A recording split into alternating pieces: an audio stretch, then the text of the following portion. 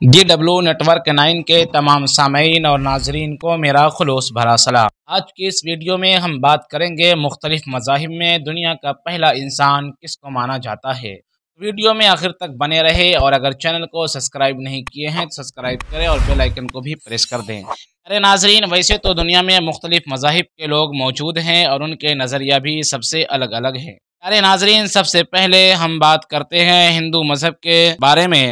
ہندو مذہب کے مطابق سب سے پہلا انسان منو ہے، جو سورج دیوتا کا بیٹا تھا۔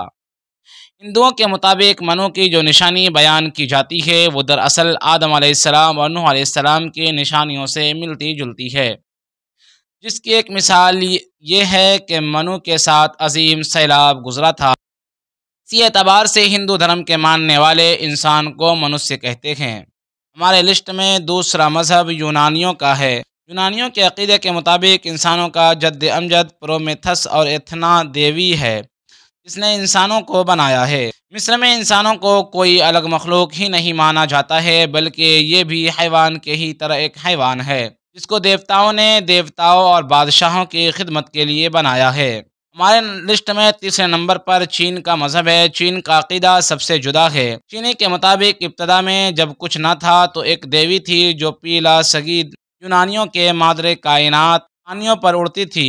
یہ دیوی پھرتے پھرتے ایک مرتبہ جب ایک تالاب کے کنارے بیٹھی تھی تو اس نے گیلی مٹی سے کھیلتے کھیلتے ایک پتلا بنا دیا اور پھر اس میں پھونکا تو وہ انسان بن گیا۔ پارسی کے مذہب کے مطابق ان سب سے مختلف باتیں کہی گئی ہے۔ پارسیوں کے قول کے مطابق خیر اور شر کے دو الگ الگ خدا ہیں۔ خیر کے دیوتا کا نام آہورا ہے اور شر کے دیوتا کا نام ہرمن ہے۔